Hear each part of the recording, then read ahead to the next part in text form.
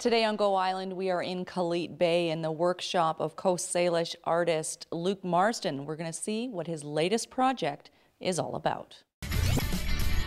Today on Go, Gung Haggis Fat Choi smashing cultures with food and dance, acknowledgement for community contribution and pennies. Dan can't give them away. That and more today on Go.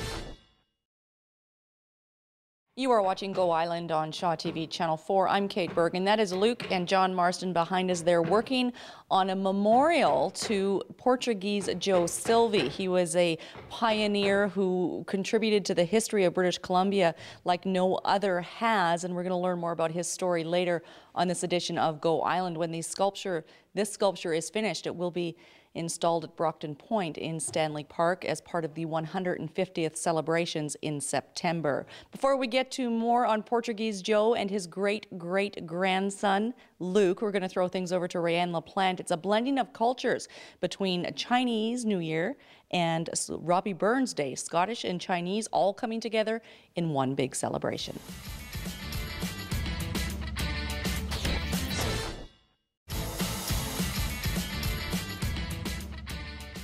Looked like a really fun event, but I think Rayanne and Derek, who was shooting that story, missed out on some of the Chinese food. You are watching Go Island on Shaw TV Channel 4.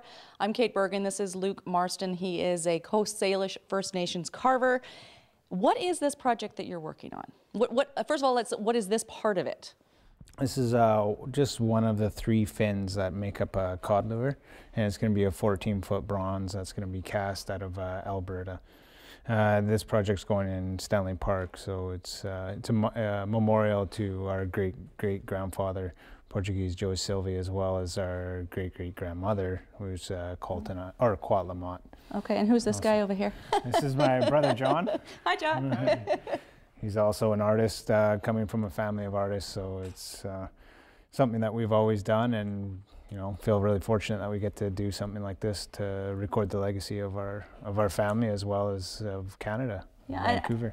I'm tempted to ask you now, why is it so important to memorialize the legacy of Joe Silva? But I think we'll do that a bit later on in this edition of Go Island. In the meantime, we're going to throw things over to Annette Lucas, a member of the Nanaimo community, was recently recognized with the Queen's Diamond Jubilee for their contributions to the community. At 99 years old, it is time to recognize Sydney Sharman.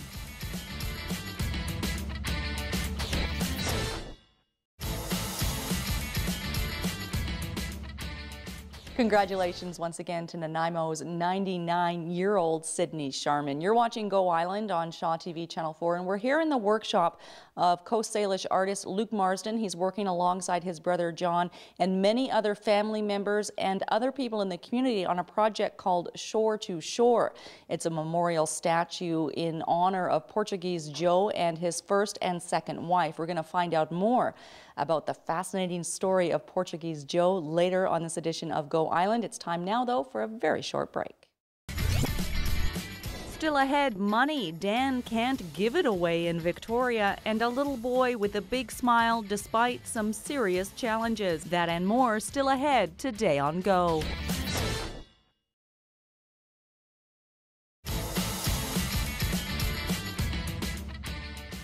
You're watching Go Island on Shaw TV Channel 4, and we're here smelling the wonderful cedar in the workshop of Coast Salish artist Luke Marston. He's working on a project called Shore to Shore, and it's a memorial to your great-grandfather. Yeah, that's right. And who was he?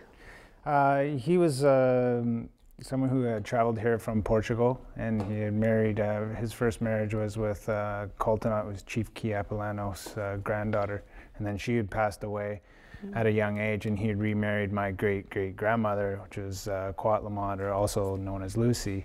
And he just created the seining industry. He was a pioneer who created a lot of things when he had just moved to Vancouver.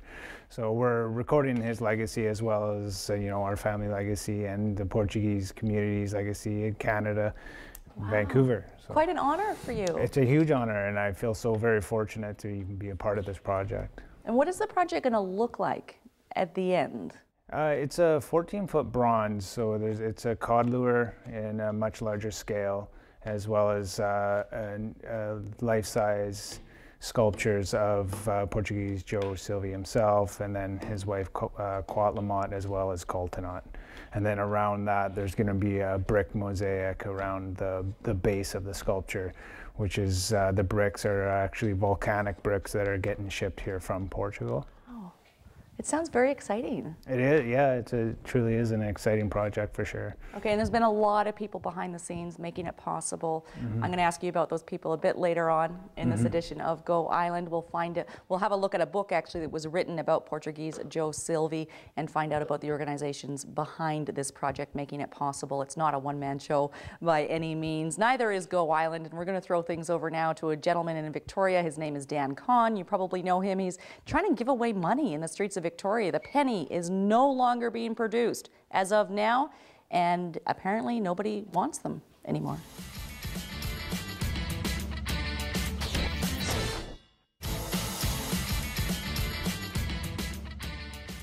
You know, Dan, if you can't give away your pennies on the streets of Victoria, you could always take a trip up to Nanaimo. The Canadian Western Bank and the Coastal Community Credit Union are both accepting pennies in Nanaimo and then donating them to local charities. You're watching Go Island on Shaw TV Channel 4. We'll be back with more from the studio, the workshop of Coast Salish artist Luke Marston later on this edition of Go Island. Right now, though, it's time for your Get Up and Go community calendar.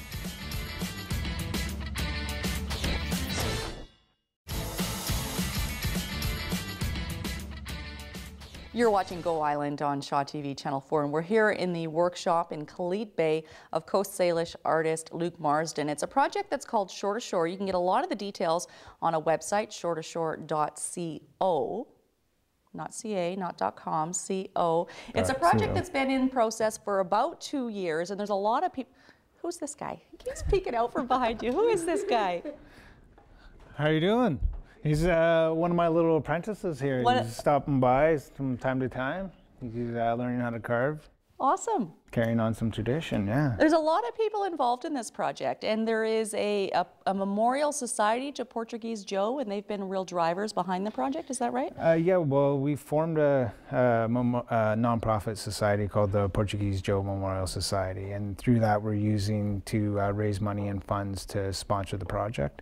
Okay. As well as we have a committee in Vancouver, which is the Portuguese consulate, Carlos Hermano and Jean Barman, who wrote the book, The Great Adventures of Portuguese Joe Silva.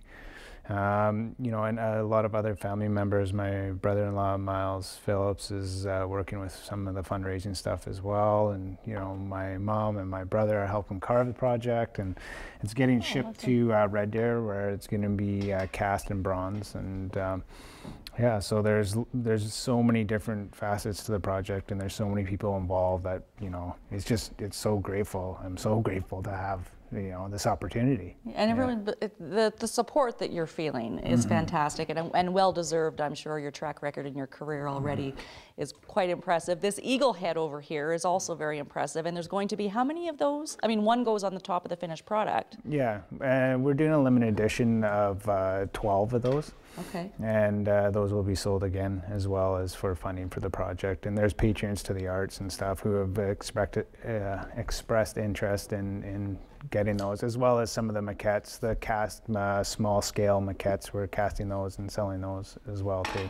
And then the silkscreen prints that you can get, and all of that stuff is available through the site, shoretoshore.co.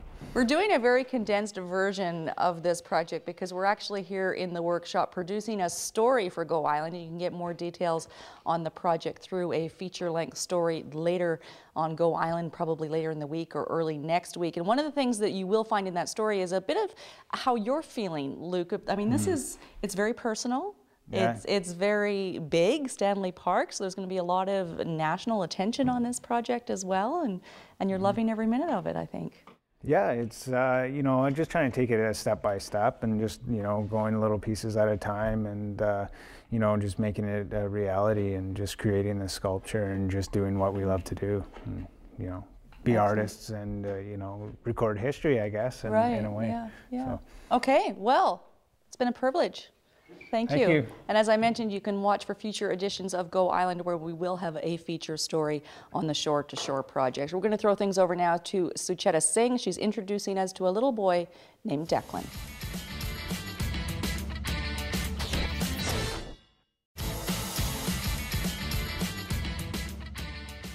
You can catch the Variety of Hearts telethon on Shaw TV and Global BC February 16th and 17th.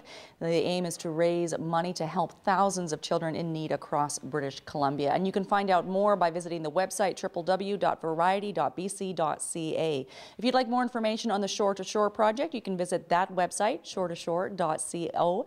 And for more information on past projects and the career of Coast Salish First Nations artist Luke Marston, visit lukemarston.com. That brings us to the end of this edition of Go Island. That was a whole lot of website reference. Thanks for watching. We'll see you next time.